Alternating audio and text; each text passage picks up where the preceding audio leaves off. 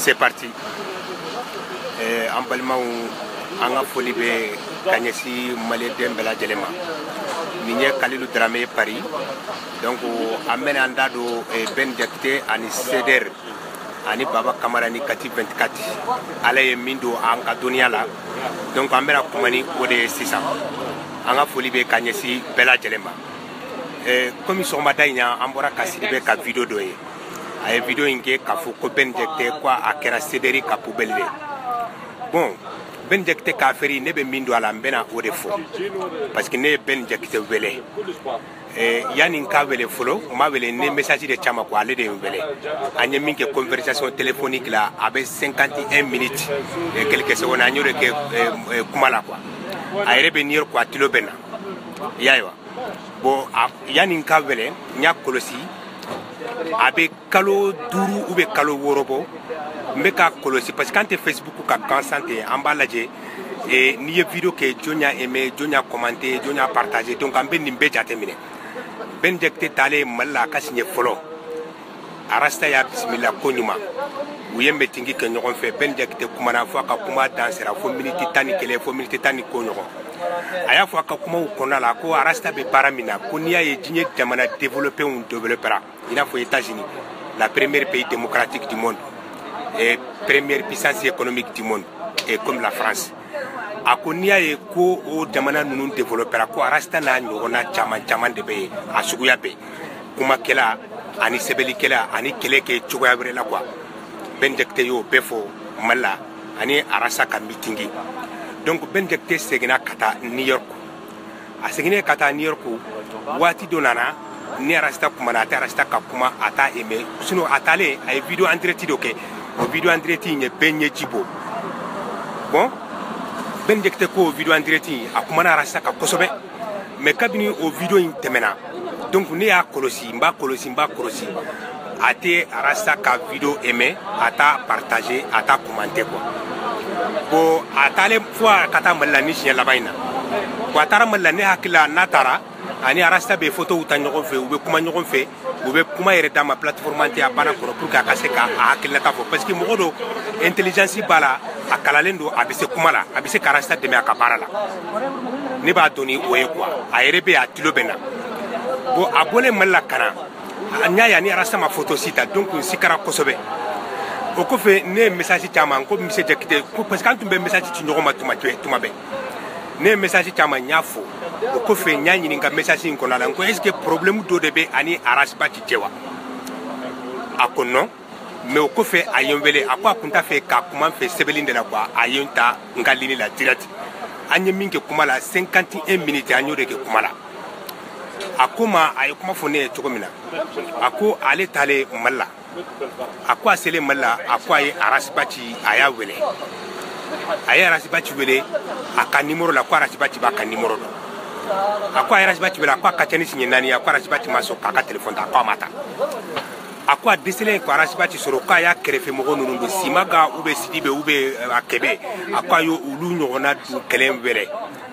A y'a fɔ o ɲɛna ko a ka téléphone di Arasta ma a ko ale yɛrɛ tilo de bɛ Arasta la ko Arasta bɛ ka fɔ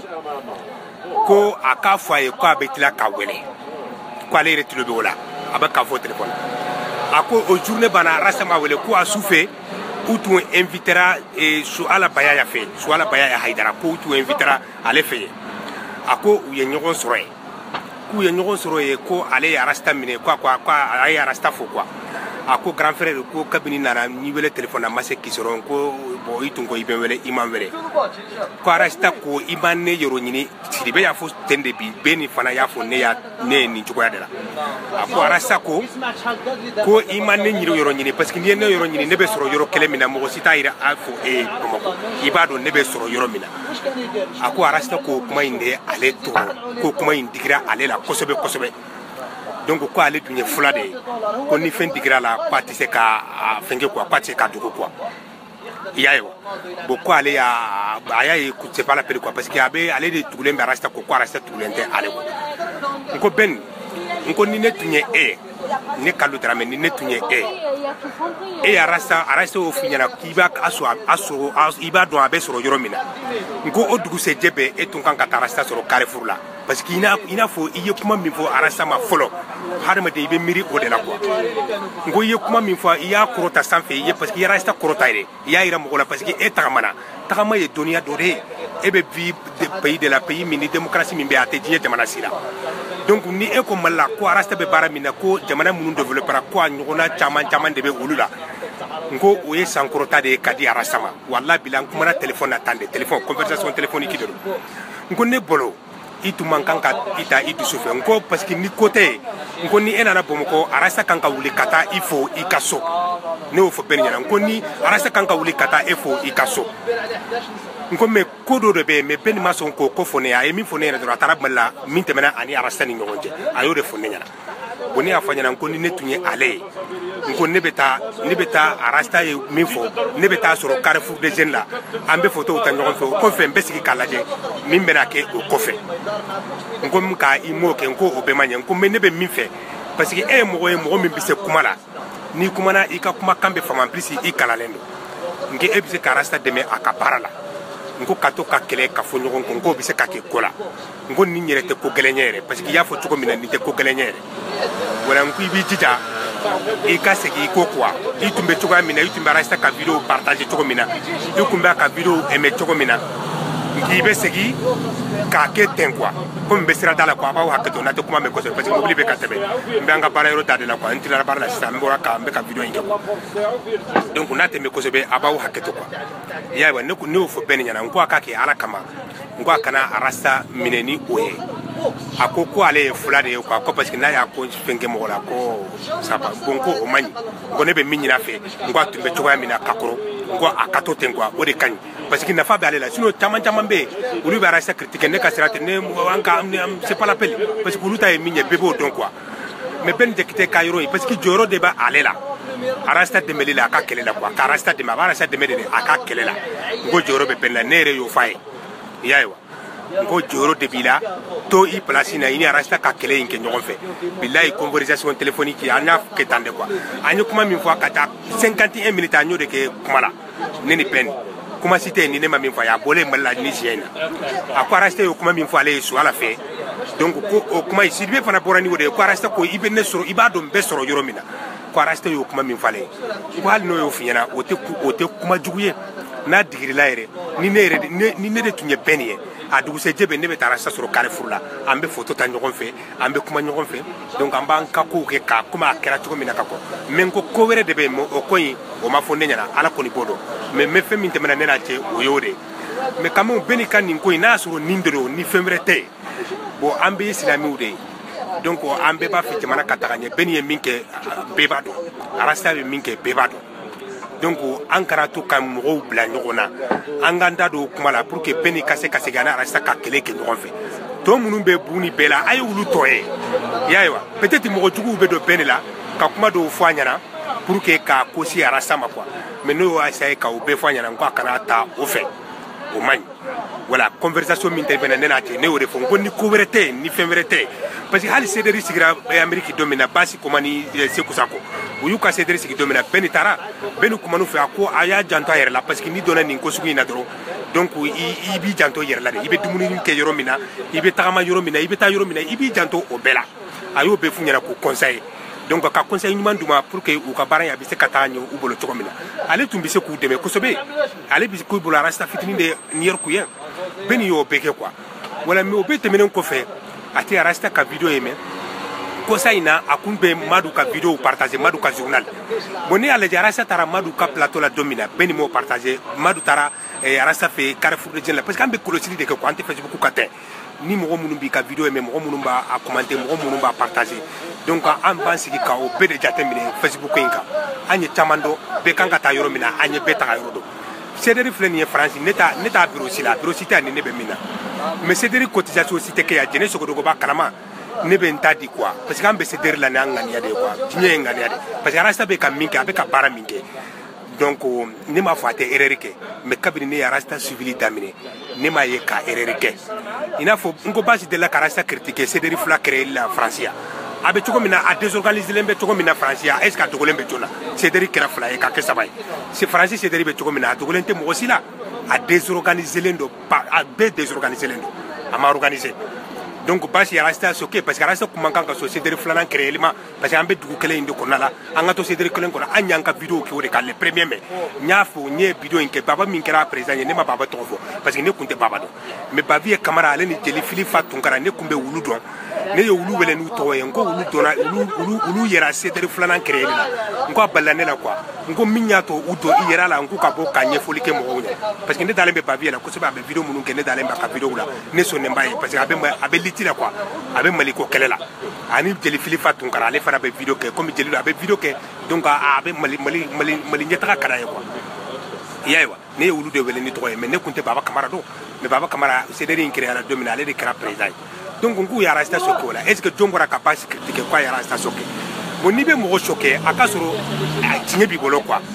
ça c'est très clair mais il be mo choqué kabara mate fou ko nimbera kitantato hajiriya ni fe bon fanko de dabla facebook ko inga nafa fo itala anga pen quoi bende nyogonte quoi mali de woni nyogonte bende nyogonte nama be antise ka foike yaiwa parce que rasta be minke chaman de be nutise ka ta nyogonke donc na le bake anga kanu ala abe minke anga kanu akabara ina voilà donc comme beni oye beni kayro ne mi fo beni nyana oye oyoro e quoi ne afanya na kwa karata dusufe mais ani biche maye ka rasta ka vidéo aimer maye ka partager maye ka commenter yaiwa hali rasta bolé français abe bu français dominaya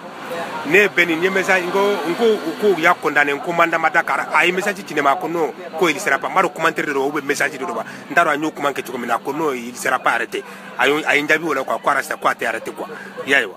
wala bo ne be min fo beni nyana akake ala na kraire de kama akaseki kana karasa de maka kombala parce que joro de be beni la cédéri konala cédéri combat konala beni kara yere ta mo jugu fe mo munun be ke fe ka kungolo trop ben na le francia ne ya wele ko ne ba fe chogo ya benena ka nyogoni mais amase ka nyogoni ayo wele domina ko afile ni ka fatu ka restaurant na montra ko ni bise kana bo ya suru sukora ne jigina par la 23 heures ntese kata kombeta suru restaurant nay ngo kambe sinya were amena nyogoni ko fe ko nala sona ma amena nyogoni wala ben taramala atale mala donc atemena francia amase ka nyogoni ala ma lati ko an ka nyogoni sinon nya kanu kan nyogoni parce que ya so contacti ba ni nyogonte yana ka bo niro ko kara francia kateme kata batale mala de ya ani arasta e meeting uni fe on kan nyogon fe wala ne be minina fe akabo akana arasta de me aka kombala akana ireta mo no fe sinon na ka beta kelewere la karasta ka kele intoe donc akele inte ka bolo fe quoi ne bo de fanya na quoi parce que joro bala bonambura e kati 24 ale ya andogoni fitininde demiseni fitininde do ne message chama odona nye message imbila ka kati 24 passe la nye message in chama peut-être ay message nye ube amaye parce que ako continue ko a piratelé ndo quoi yaiwa bonne message in chama nye kuma munun faye hali vidéo simaga aka publication bila domina ako a suspendra ça veut dire que temporaire c'est pas définitif comme a suspendu définitivement suspendra temporaire il y a avant nouvel ordre yanu kana le nouvel ordre donc mo de ba fait ka essayer cadeau aller la 600 cadeau na hakili jabe kuma ufo kuma munun te fota wiye quoi nya fanya na ka hakili tayre aller demiseni fitinde aller rasta ka kalandende donc akato ka kalandenya konona la avenir ba de be kati 24 il a un bon avenir donc aka janto ayre la akana yere ta mo jugu fe kube do aller na rasta ke arasta condamner a dominer vidéo minke o vidéo imbe pepolo peya ka vidéo imbe ay mi fo ako arasta te datu arasta te ta kasola natara kasola donc kaso be jogo moko fambe abebe ta kasola ayo kuma impe fo donc ne bolo ko ni suspension in kana ke sababu ye kabla kuma do folla mo kana pousser kabla kuma do folla kuma mi manye alere ka avenir ma parce que kati 24 avenir ni mamba de be kati 24 demiseni mina hakili be nyogon fe yaiwa mais demiseni de do ale arasa ka kalandende abe arasa ka université la akato e fula ayre ka kuma de wewo ne ma fo ayre ka kuma de do akale be arasa ka université de la donc akato arasa ka université la yaiwa bon ale demiseni de akana yere ta kosugu do no fe akato arasta bolo ne be min fanya parce que ne ka kuma be olu fula de kanko yaiwa kati 24 an ben jekte parce que ne mena ben jekte no fe wallahi yere ba kalama akabo akafo nanyi nyogon soro téléphone na ma nyogon soro ni nye galon de daka mfile sigiro mina ala kana lawliya nye kuma yunu fo chogo mina aya fo nye tande bo pisi dibe fana bora ni o kuma inde ako aye arasa nyininga swala baya kayro la ko arasa kwa ma ko ni be ne yoro nyini ba do be soro yoro kelemina donc sidibe fana yoro de fo biso mada ina ka video konala ya woni trato la bara yoro la de nye o video in la me donc ko inkera tende na soro ni ko fitini inde do ni ko were te ne b'a ɲini bɛɛ ni fɛ nin b'a ɲini Facebook mɔgɔ ɲuman bɛɛ fɛ mɔgɔ fɛn fɛn n'i b'a dɔn k'i ye mɔgɔ ɲuman ye k'i t'a fɛ ka mɔgɔw lafara ko Mali lataga ɲɛ o b'i dusukun na i tɛ yɛrɛ ko la i tɛ yɛrɛ ko la i b'a fɛ Mali de ka taga ɲɛ i ka kuma nin ko in na pour que Ben Jakite ani Arasa ka se ka baara kɛ ɲɔgɔn fɛ a ka Arasa dɛmɛ a ka kɛlɛ la ayiwa wala ni mɔgɔ b'a dɔn ko e ye mɔgɔ min n'a bɛ mɔgɔw fɛ u ka bɛn n'a bɛ fɛ bɛn kana Mali n'a b'a fɛ Mali ka taga ɲɛ bɛɛ ni ka Arasa dɛmɛ a ka kɛlɛ la kɛlɛ in bɛ se ka kɛ kɛlɛ ye quoi voilà ni mɔgɔ b'a dɔn n'i b'a dɔn k'i ye mɔgɔ ɲuman de ye dɛ n m'a fɔ mɔgɔ jugu n m'a fɔ nafiki n m'a fɔ mɔgɔ minnu bɛ ka ko kuntanw kɛ Facebook kan n'u bɛ ka mɔgɔw ko dɔn ɲɔgɔn na n'u bɛ ka kɛlɛ dɔrɔn de latigɛ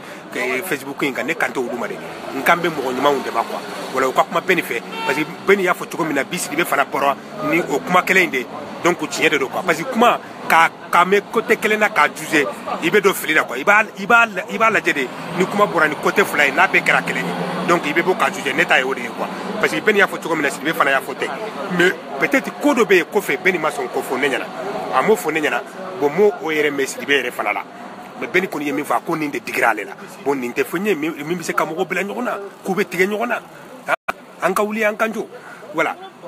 bon Kati 24 komi e ta ye conseil de ye quoi i ye denmisɛnnin fitinin de ye n bɛ min f'i ɲɛna i k'i jija quoi i k'a kɛ Ala n'a kira kama i kana mɔgɔw lamɛn parce que mɔgɔw bɛ ka don i la olu bɛ don i ni hakili cɛ de u b'i ni Arasa bila ɲɔgɔn na a da man di e la après a da man di la quoi parce que e ye faso jɔla ye i n'a fɔ Arasa fana ye faso jɔla ye n y'a f'i ye i bɛ Arasa ka université la to université in na i ka courage ta i y'a ye wa pour que a ka se ka Mali an bɛɛ ka jɛ Mali ka se ka kɛ Mali ye quoi voilà o ye ne ka kuma ye o ye fanfɛla fɛ bon n'an bɔra an bɛ taa Baba Kamara bon Baba Kamara komi ne y'a dɔn yɛrɛ k'a fɔ a tɛ Facebook CDRD président ta ale ye tuguni an taara Arasta kunbɛ Orly don min na ne nana ka mobili kɔnɔ ka bɔ Orly ne ni ale ani Baviye muso ani Makalu an de nana a ka mobili kɔnɔ ka bɔ Orly ka na fo hôtel la Porte de Montagne donc u y'a fɔ ne ye yen de ko u y'a bɔ présidenya la i y'a ye wa bon kuma caman fɔra c'est pas la peine ka segin o bɛɛ kan mais sinon a kun bɛ ne bolo ale de ye CDRD président ye kabini fo ka se o don ma mais olu yɛrɛ de y'a fɔ ne ye ani Baviye k'a fɔ Baba Kamara ale tɛ président ye bilen u y'a bɔ yen ko mɔgɔ wɛrɛ de bɛ président ne m'a ɲini k'a dɔn mɔgɔ min kɛra président ye ou bien mɔgɔ min parce que CDRD ni 3 hali sini ne m'o reconnu wallahi an ka tiɲɛ fɔ ɲɔgɔn ɲɛna parce que a bɛ sigi don min na ne b'a dɔn a tɛna kɛ foyi ye ni kɔlɔlɔ tɛ a tɛna kɛ foyi ye ni kasara tɛ n ye video en direct kɛ premier mai kanto manifestation kɛyɔrɔ la n ye video kɛ kanto mobili kɔnɔna la n y'a fɔ n ko ni CDR kɛra 2 ye 3nan fana bɛna créer a tɛna mɛn 4nan fana bɛna créer n ko ne kɛra a bɛ désorganiser de donc a tɛna kɛ ka ɲɛ quoi donc o yɔrɔ bilala Arasta kɔrɔ parce que Arasta ye video min bila o video in b'a yira ko CDR ka créer hali tan i y'a ye wa n ko Basi ye Arasta critiquer o la est ce que jɔn bɔra ka fɛn fɔ Basi kuma ye mɔgɔ si ma fɛn fɔ a ye parce que a ye Arasta critiquer o yɔrɔ in ko mɔgɔw ka faamuyali tɛ kelen ye dɔw y'a faamu ko ni CDR cayara de a bɛ ɲɛ mais CDR cayalen France ya a kɛra juguman de a ma kɛ foyi ye ni fɛn jugu tɛ parce que u yɛrɛ tɛ ɲɔgɔn fɛ CDR fila ni CDR fɔlɔ ni CDR filanan ni den 3 u tɛ ɲɔgɔn fɛ u tɛ c'est pas la peine quoi voilà a désorganisé len don kojugu ne tɛ mɔgɔ si ka biro la n y'a fɔ hali ne Arasta sigira don min na hôtel la ne ni Jɛnɛ Sogodo ani muso 2 o don na ne kun b'a fɛ ka bɛɛ ni ka kuma in fɔ ni Jɛnɛ ni Arasta parce que Arasta nɔfɛ mɔgɔ Arasta a proche dɔ y'a fɔ ne ɲɛna a ko Arasta ko k'a ka confiance bɛ Ben Jakite kan mɔgɔ min y'o fɔ k'a ka confiance bɛ mɔgɔ min kan k'o ye Ben Jakite a tigi tɛ Arasta wele ka to yɔrɔ si n'a tɛ téléphone ta mɔgɔ min y'o kuma fɔ ne ɲɛna i y'a ye wa ko Arasta y'o fɔ ale ɲɛna ko a ka danayamɔgɔ k'o ye Ben Jakite mais o ko mɛnna wala bon ni bɛɛ nana nin kɛ sisan i ye mɔgɔ min sankɔrɔta bɛɛ ni kɛra sababu ye ka Arasta sankɔrɔta parce que a y'a fɔ maliyɛn minnu ye maliyɛn n'i ma tagama n y'a fɔ ko tagama fana ye dɔnniya dɔ de ye quoi n'i bɔra i ka so ka taa n'i bɔra i ka dugu la ka taa dugu wɛrɛ la i bɛ taa min sɔrɔ dugu wɛrɛ la ni min bɛ e ka dugu la u tɛ kelen ye donc bɛɛ ni Arasta sankɔrɔta de donc ka tila k'a fɔ k'a b'a bila kɛrɛfɛ donc a tɛ se ka marcher quoi i y'a ye wa o de tɛ se ka marcher donc i ye mɔgɔ ta kɛ cogo min na hali ni fɛn bɛɛ la aw ni ɲɔgɔn cɛ i b'i dusu de faga quoi bɛɛ ne bɛ min ɲini fɛ quoi n t'a dɔn i ka kɔrɔ ni ye ou bien n ka kɔrɔ ni ye ba mais n bɛ min ɲini fɛ i k'a kɛ Ala n'a kira kama i k'i sen don CDR la i k'i sen don Arasta ka kɛlɛ in na i ka Arasta dɛmɛ a ka kɛlɛ la parce que jɔyɔrɔba de b'i la kɛlɛ in kɔnɔna la quoi i y'a ye wa voilà bon komi Baba parce que Baba ka ko in Baba kun tɛ i y'a dɔn a kun tɛ video kɛla ye a donnen kun tɛ kosɛbɛ ten quoi fo CDR 2nan créer ni sisan cɛ de an ye Baba dɔn yɛrɛ ka bɔ mɔgɔw la a bɛ vidéo kɛ donc a bɛ fɛnw kɛ sinon yani o ka kɛ mɔgɔw tun tɛ baba dɔn kosɛbɛ tɛ o Sederi créeli in de y'a bon a bɛ bali ne la k'a fɔ ko baba de bɛ awa ko dɔw kɛ min b'a yira ko a tɛ Sederi fɛ mais o yɔrɔ in kɔni a bɛ bali ne la parce que ne tɛ se ka kuma kan kosɛbɛ kuma ma tɛmɛ n'a cɛ Sederi ko la mais ne kɔni bɛ se ka min fɔ k'a fɔ ko baba ko a bɛ ka ko kɛ ko min b'a to ka Sederi de lagosi peut-être a bɔlen présidentiya la ou bien ale tun bɛ présidentiya in dɔrɔn de nɔfɛ donc présidentiya in minɛna la donc a tɛ ɲuman fɛ Sederi kɔnɔ tuguni a bɛ se ka kɛ o ye quoi mais quand même ne kɔni tɛ se ka parce que a y'a ka t-shirt dilan yan a ma t-shirt in fɛrɛ a y'a di mɔgɔw ma gratuit de a y'a di mɔgɔ caman ma hali a ye dɔ layidu ta ne yɛrɛ ye i y'a ye wa mais ala y'a kɛ ne ma n ta sɔrɔ ala de m'a latigɛ quoi i y'a ye wa mais n'a fɔra komi n'i y'a ka kumaw lamɛn bon c'est pas parce que Dani tun bɛ kuma caman fɔ peut-être ale bɛ ko dɔw kalama bon mɔgɔw tɛ minnu kalama quoi hali an taara manifestation na Mali ambassade da la don min na ne y'a wele n ko a kana Dani jaabi quoi parce que a bɛ ka kuma minnu fɔ n k'olu ye provocation kumaw de ye quoi n ko Dani a y'a bila tan quoi n ko a kana jaabi ne y'o de fɔ baba ɲɛna mais ja peut-être ne de t'a kalama bon n'a fɔra ko ale de bɛna kɛ Sederi jugu ye ko ale ja tɛ Sederi jugu ye bon ni cɛma parce que Sidibe y'a fɔ cogo min na ko a ko ko cɛma Iberi ni awa Sidibe a tɔgɔ de cɛdenw yɛrɛ tɔgɔ Mamadou Ismail Kulubali ko olu de bɛ taa a paranke ka bannikɛyɔrɔ la ko ça veut dire que ko Sederi mɔgɔw tɛ se ka donc olu tɛ se ka ɲɔgɔn sɔrɔ o vraiment o kuma in yɛrɛ vraiment a ye ne choqué hein vraiment olu bɛ ɲɔgɔn ɲɛ sira la ko aw kana ne buranke de banna a kana jalajala ninnu fana nana jalajala donc ninnu bɛ ɲɔgɔn ɲɛ sira la o bɛ mun kɛ bon n'a y'a sɔrɔ baba y'o fɔ vraiment c'est ça va être catastrophe mais comme ne y'a fɔ ne tɛ kuma si juger n'i m'a mɛn côté fila mais n'i ye kuma juger ka mɛn côté kelen de la n'i m'a mɛn côté fila la donc i bɛ se ka mali juger quoi voilà ne kɔni bɛ min fɔ Sederi ka an ka bɛn quand même mɔgɔ min ka ko ka gɛlɛn ne bolo kosɛbɛ kosɛbɛ kosɛbɛ o ye Kati 24 ani Ben Jakite a ka segin ka Arasta dɛmɛ a ka kɛlɛ la Kati 24 i k'i yɛrɛ minɛ k'i ye kalanden de ye i y'a ye wa i k'i yɛrɛ minɛ k'i bɛ Arasta ka université la i k'i yɛrɛ minɛ k'i bɛ Arasta dɛmɛ a ka baara la donc i bɛ taa ɲɛ avenir ɲumanba de b'i ye donc mɔgɔw kana kɛ sababu ye k'i ka avenir ka tiɲɛ i bolo quoi voilà o ye ne ka conseil ye message ci ma peut-être i ma message in ɲɛ parce que je sais pas i ko i ka compte piratelen don donc peut-être i ma message in ɲɛ quoi i y'a ye wa voilà ne bɛ min ɲini fɛ to Arasta ko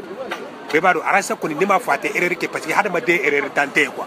mais kabini ne y'a suivili daminɛ kana bila an bɛ kuma kan min na ko bi